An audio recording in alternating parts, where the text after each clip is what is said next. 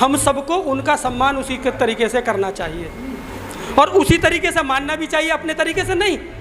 भाई हम डाकिए हैं, इन महापुरुषों के डाकिए हैं, मालिक न बने। इनकी बात को हमें आगे पहुंचाना है, हम अपनी बात आगे पहुंचाते हैं मालिक बनकर। हमें अपनी बात नहीं पहुंचानी, इनकी बात पहुंचानी। हम डाकिए हैं, हम उतना ही काम करें जैसे काशीराम साहब ने किया, जैसे रविदास ने किया, कबीरदास ने किया। करुणा के सागर तथागत गौतम बुद्ध सर्व समाज में जन्मे सभी संतों गुरुओं महापुरुषों को नमन करते हुए और पास में सर्व समाज में जन्मे सभी संतों गुरुओं महापुरुषों को नमन करते हुए बाबा साहब, काशीराम साहब, रविदास, कबीरदास, तुकाराम, नानक, बिरसा मुंडा, माता दीन भंगी, दीना भाना जी, इन सब के चरणों में श्रद्धा सुमन अर्पित करते हुए और बहन कुमारी मायावती जो हमारे मान सम्मान की रक्षक हैं, उनके विचारों में पूर्णतः आस्था रखते हुए आज महिलाओं का कार्यक्रम है। मुझसे पहले वक्ताओं ने बहुत सारी बातें कही, बहुत सारी बातें सुनी। वक्ता ने अपनी बात कही और चले गए। वो कहने आए थे, आपने सुनी, वो सुनने तो आए नहीं थे, कहने आए थे। उन्होंने अपनी बातें कही और कहकर चले गए, लेकिन हम लोग सुनने आए हैं। अच्छा वक्ता वो होता है जो अच्छा श्रोता होता है, जितनी बातें दूसरे की सुनेगा, ग्रहण करेगा, उसका मंथन करेगा, फिर निष्कर्ष निकालेगा, तब अच्छा वक्ता हो सकता है, नहीं तो नेता हो सकता है। ठीक है ना? तो मैं आज महिलाओं का कार्यक्रम है, एक विचार आपके बीच में रखना चाहता हूं। देखिए भाषणबाजी बहुत हो गई, बहुत सारे लोगों ने बहुत सारी बातें कही, बहुत सारी बातें सुनी होंगी आपने। हम तथागत गौतम बुद्ध और बाबा साहब के जन्मदिन को मनाने के लिए यहाँ पर एकत्रित हुए हैं। इन दोनों महापुरुषों के जीवन से हमें प्रेरणा लेते हैं या हम लोगों को धोखा देने के लिए इनका नाम लेते हैं, ये हमें चिंतन करने की आवश्यकता है। सिद्धार्थ का जब जन्म हुआ तो उनकी माता महामाया,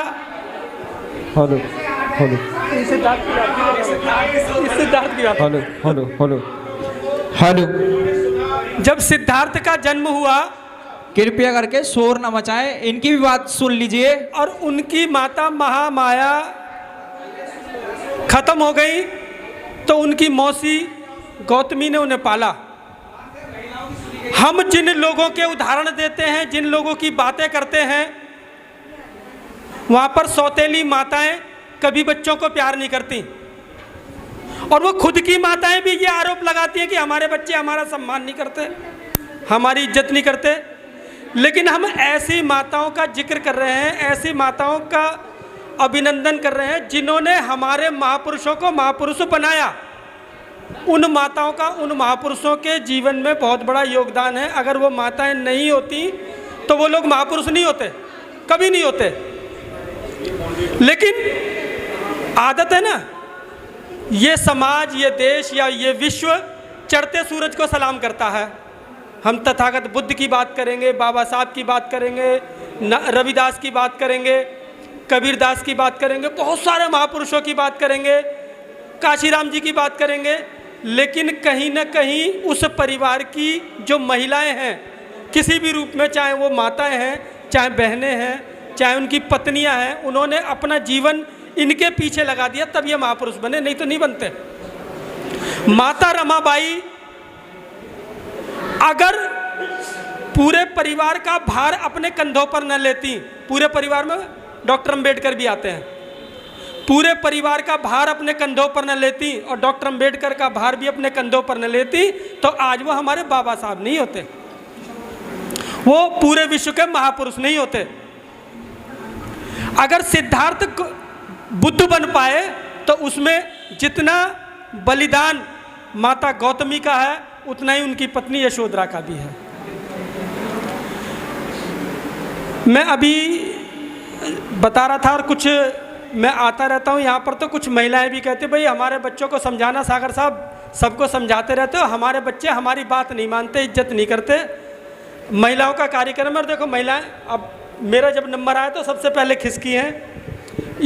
कारण वही है कि हमें, अरे सर मैं किसी पे आरोप थोड़ी लगा रहा हूँ, नहीं, मैं तो जिनका सवाल था सुनो सर, हाँ कोई बात नहीं, जिनका सवाल था उसका उत्तर अब देने के लिए खड़ा हुआ हूँ ना। देखिए, हम जिस समाज के लोग हैं, जो इस देश के मूल निवासी हैं, उन लोगों में कभी भी आश्रम नहीं होते, न तो वृद्धाश्रम, वो क्या कहते हैं जब माँ बाप को घर से बाहर निकाल देते हैं, वृद्धाश्रम होते हैं, न वानप्रस्थ आश्रम होते हैं, न जहाँ केवल एक विशेष लोगों को पढ़ाया जाता है ऐसे आश्रम होते हैं। हमारे यहाँ तो सर्व समाज की बात होती है ना, हम कुटुंबों में, कबीलों में मिलजुल कर रहते हैं। एक के दर्द होता है तो दूसरा उसके फाया भी बांधता है, उसकी मदद भी करता है, उसका साथ भी देता है। हमारे महापुरुषों का जितना भी उदाहरण आप देखेंगे तो सभी एक दूसरे के साथ सहयोग करते हुए कुटुंबों में और एक दूसरे की मदद करते हुए रहते थे। जब ये सवाल पैदा होता है कि हमारे बच्चे हमारी बात नहीं मानते, तो मैं उसी सवाल पर आता हूँ, ज़्यादा लंबी चौड़ी बात नहीं करूँगा। जो महिलाएं ये कहती हैं कि हमारे बच्चे हमारी बात नहीं करते, हमारी इज्जत नहीं करते, तो इसमें दोष किसका है? समझने की आवश्यकता है, दोष किसका है।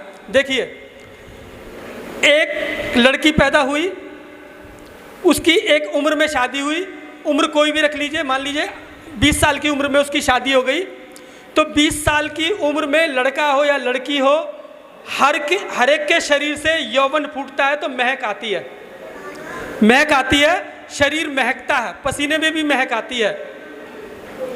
और जब वो बच्चा हो जाता है, वो बाल बच्चे वाले हो जाते हैं, तो उनके शरीर से इतनी बढ़िया सुगंध आती है, दूध की महक वगैरह आती है। आप किसी के बच्चे को खिलाकर देखो, जब नवजात बच्चा होता है तो उस बच्चे से भी महक आती है, महक ट्रांसफ़र होती है।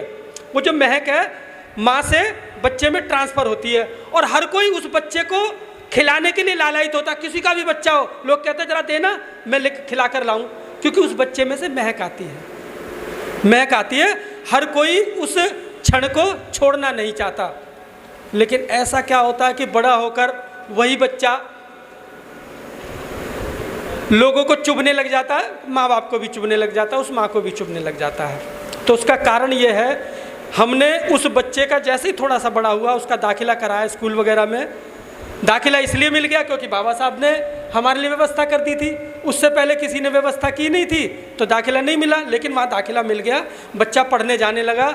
बच्चा वहाँ पर जितने भी घंटे पढ़ता है, 5 घंटे, 6 घंटे, 7 घंटे, 8 घंटे पढ़ता है ना, सीखता है, जो भी बात सीखता है। जैसे ही वो घर आता है या कोई भी घर आता है, तो घर पर वो जो घर में परिवेश है, माँ बाप है, भाई बहन है, वो उनकी बात मानता है। थोड़ा समय और बीतता है, फिर वही परिवार के लोग, भाई जो स्कूल में सीख रहे थे, अभी हम बात गुरुओं की कर रहे थे ना, जो पढ़ाने लग जाता वही गुरु हो जाता है।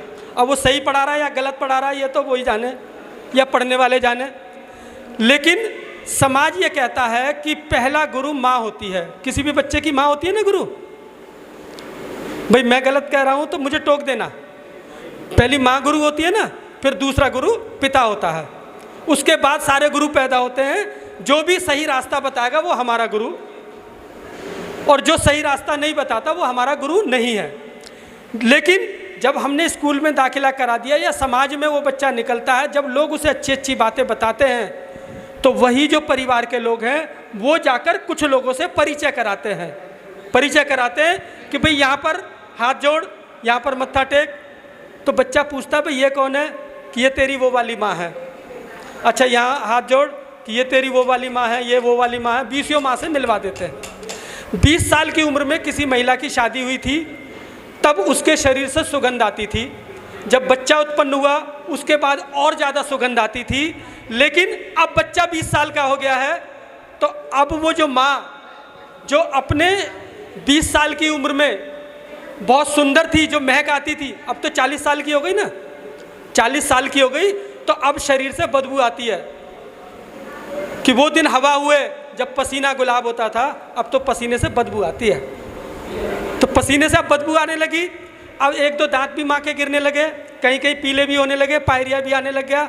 उस समय वो चमकदार साड़ी पहनती थी, बढ़िया साड़ी पहनती थी। अब वो परिवार में ढल गई तो हल्के फुल्के कलर की साड़ी पहनती है। लेकिन बच्चा 20 साल का हो गया और इस 20 साल में बच्चे ने ये सीख लिया कि भाई मेरी 20 माएँ और भी हैं, ये अकेली नहीं है, ये अकेली नहीं है। लेकिन जो 20 माएँ हैं वो आज भी कलरफुल साड़ी पहनती हैं, आज भी उतनी ही सुंदर दिखती हैं, है ना। और तो और वो कभी किसी काम के लिए टोकती भी नहीं। ये माँ तो रोज टोकती रहती है, कहाँ जा रहा है, किसके साथ बैठ रहा है, क्या कर रहा है, क्या नहीं कर रहा है, दुनिया भर की बातें। तेरी बहू ने ये अगर शादी हो गई है तो उसकी बहू की भी बुराई करती हैं। तेरी बहू ये कह रही थी, भाई ये कह रहा था, तुमने मेरी बात नहीं मानता। लेकिन अब उसे कौन सी माएँ अच्छी लगेंगी? वो 20 माएँ अच्छी लगेंगी जो कुछ भी नहीं कहती, कुछ भी नहीं कहती। ये माँ तो बहुत कुछ कहती है, जिसके सीने से लगकर उस बच्चे को महक आती थी और उस बच्चे को दूसरे जब सीने से लगाते थे तो उनको भी महक आती थी ना। लेकिन अब तो वही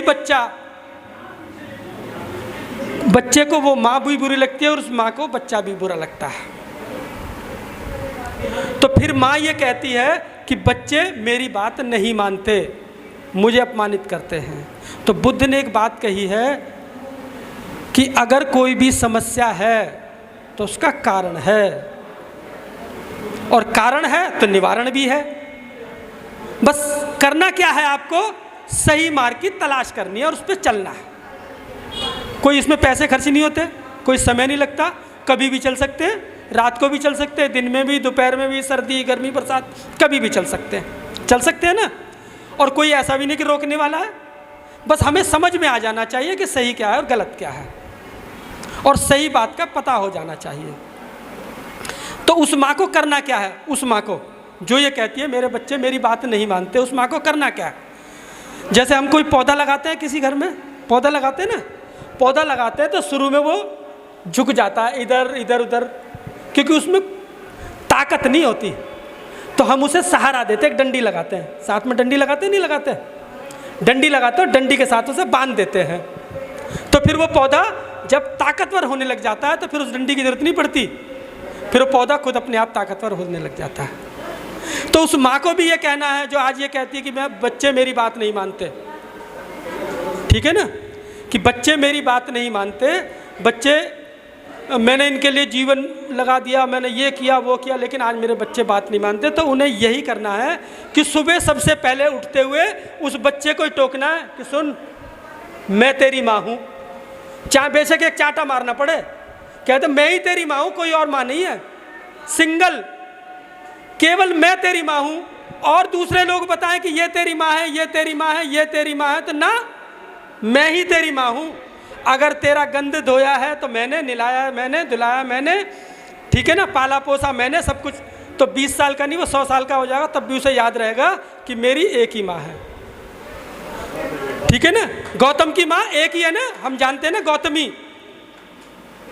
भगवान बुद्ध को गौतम बुद्ध कहा जाता है तो उन्हें उस माँ के नाम से पुकारा जाता है जो उनकी सौतेली माँ थी, ठीक है ना। उन्होंने दूसरी माँ कोई ढूंढी नहीं और उस माँ ने भी कोई दूसरा नहीं बताया कि ये तेरी माँ है, ठीक है ना। उसने अपने आप को भी नहीं बताया कि मैं तेरी सौतेली माँ हूँ, उन्होंने बताया कि मैं ही तेरी माँ हूँ। तो उन्हें यह भी नहीं पता चला कि कोई मेरी और भी माँ थी जिससे मेरा जन्म हुआ, माँ माया भी मेरी माँ थी, नहीं, उन्हें यह पता था गौतमी ही मेरी माँ है। हमें समझना पड़ेगा। मैं एक बात जब बुद्ध की कही है तो एक बाबा साहब की अंतिम बात कहकर और मैं अपना स्थान लूँगा। वैसे तो साथियों, 18 मार्च 1956 को आगरा के रामलीला मैदान में बाबा साहब ने रोते हुए कहा था, मुझे मेरे पढ़े लिखे लोगों ने धोखा दिया, ठीक है ना। एक वो महापुरुष जो पूरे जीवन भर संघर्ष करता रहा और अच्छे अच्छे धुरंधर उस महापुरुष से कांपते रहे, लेकिन कुछ लोगों की हरकतों ने उस महापुरुष को रुला दिया और उस महापुरुष ने 18 मार्च 1956 को आगरा के रामलीला मैदान में रोते हुए कहा कि मुझे मेरे पढ़े लिखे लोगों ने धोखा दिया। इसका मतलब हमने बाबा साहब को ढंग से समझाई नहीं। हम ये तो कहते हैं कि 2500 साल पहले बुद्ध पैदा हुए थे और वर्तमान में बोधिसत्व बाबा साहब डॉक्टर अंबेडकर ही हमारे बुद्ध हैं। हम कहते तो हैं लेकिन उन बातों को मानते नहीं, हम लोगों को गुमराह करते हैं। पढ़े लिखे लोगों ने धोखा दिया, यानी पढ़ाई लिखाई सब कुछ नहीं है। पढ़ाई लिखाई सब कुछ नहीं है। पढ़ाई लिखाई आपको आपकी बुद्धि का प्रयोग करना तो सिखा सकती है कि आप इसे सही दिशा में करेंगे तो बहुत अच्छा काम करेंगे काशीराम जी की तरह, और गलत तरीके से इस्तेमाल करेंगे तो लोगों की किडनी निकाल के फेंक देंगे, कहीं ऐसा पुल बनाएंगे जो लोगों पे गिर जाए और बहुत सारी घोटाले की योजनाएं बनाएंगे। पढ़ाई लिखाई ये तो सिखाती है। तब बाबा साहब ने कहा कि शिक्षित बनो। ये 2 पार्ट हैं, 50% पढ़ाई लिखाई तो 50% सामाजिक चेतना, सामाजिक चिंतन। सही बात को किस तरीके से लोगों के भले के लिए यूज़ करना है ये हमें आना चाहिए। अगर ये बाद वाला 50% आप पूरा नहीं हुआ तो पढ़ाई लिखाई बेकार है, वो गुमराह कर देगी। हमें बाबा साहब को वैसे ही मानना चाहिए जैसे बाबा साहब ने अपना जीवन जिया है। हम अपने अनुसार ही मानना शुरू कर देते हैं, हम अंत से शुरू करते हैं। जैसे अखबार में कोई पहेली आती है ना तो लास्ट से हल करना शुरू करते हैं और पहुंच जाते हैं। तो हमने वो बुद्ध ने मध्यम मार्ग बताया लेकिन अंतिम मार्ग नहीं बताया। बुद्ध ने भी मध्यम मार्ग बताया, अंतिम मार्ग नहीं बताया। हम अंत से शुरू करते हैं। सब बाबा साहब ने 14 अक्टूबर 1956 को धम्म की दीक्षा दी लेकिन वहीं से शुरू करते हैं। 1932 में वोट का अधिकार दिया, वहाँ से शुरू ही नहीं करते। हम बाबा साहब को समझना ही नहीं चाहते। हम बाबा साहब को भी नहीं समझना चाहते, बुद्ध को भी नहीं समझना चाहते, अपने महापुरुषों को भी नहीं समझना चाहते, जिन्होंने ये कहा कि ऐसा चाहूँ राज में जहाँ मिले सबन को अन्न, छोटे बड़े सम बसे रविदास रहे प्रसन्न। जिन्होंने राजकाज की बात की है, जिन्होंने शासन सत्ता की बात की है, उस बात को हम समझना भी नहीं चाहते।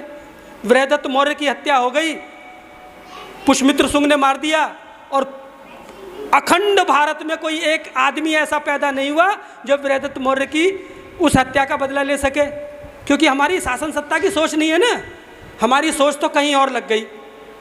हमें समझना पड़ेगा, अगर महापुरुषों को मानना है तो जैसे अन्य लोग, मैं बौद्धाचार्य भी हूँ, केंद्रीय शिक्षक भी हूँ, लेकिन जैसे लोग बुद्ध को मानते हैं, मेरा निवेदन है कि आप वैसे ना माने। जैसे महापुरुषों को मानते हैं वैसे ना माने। दिखावा बहुत कर रहे हैं, नहीं तो फिर वृहदत्त मौर्य की हत्या होगी, कोई भी उनकी आवाज़ उठाने वाला नहीं आएगा। हो भी रही है, बहुत सारी चीज़ें हैं। कभी कैडर में बैठेंगे तो मेरा मेन काम तो कैडर का है, लेकिन अमित जी ने कर दिया तो मैं आपके सामने कुछ बातें रख रहा हूँ। लेकिन साथियों, कुछ चीज़ों को समझना पड़ेगा। जैसे अध्यक्ष जी कह रहे थे, मास ग्रुप के अध्यक्ष जी हैं, वो भी कह रहे थे कि हमें महापुरुष हमारे लिए सब समान हैं। किसी भी धर्म, किसी भी जाति, किसी भी क्षेत्र, किसी भी लिंग में पैदा हुए हों, ठीक है ना, हम सबको उनका सम्मान उसी के तरीके से करना चाहिए और उसी तरीके से मानना भी चाहिए, अपने तरीके से नहीं। भाई हम डाकिए हैं, इन महापुरुषों के डाकिए हैं, मालिक न बने। इनकी बात को हमें आगे पहुंचाना है, हम अपनी बात आगे पहुंचाते हैं मालिक बनकर। हमें अपनी बात नहीं पहुंचानी, इनकी बात पहुंचानी। हम डाकिए हैं, हम उतना ही काम करें जैसे काशीराम साहब ने किया, जैसे रविदास ने किया, कबीरदास ने किया, तुकाराम ने किया। उन्होंने समाज की बात आगे पहुंचाई, अपनी बात नहीं पहुंचाई। इसलिए आज वो हमारे महापुरुष हैं, हम उनको नमन करते, पूजते हैं, बिना ये देखे हुए वो किस धर्म किस जाति के हैं। मैंने समय आप लोगों का ज़्यादा ले लिया। मैं पुनः अपनी बात ख़त्म करते हुए कि मीराबाई धम्म ने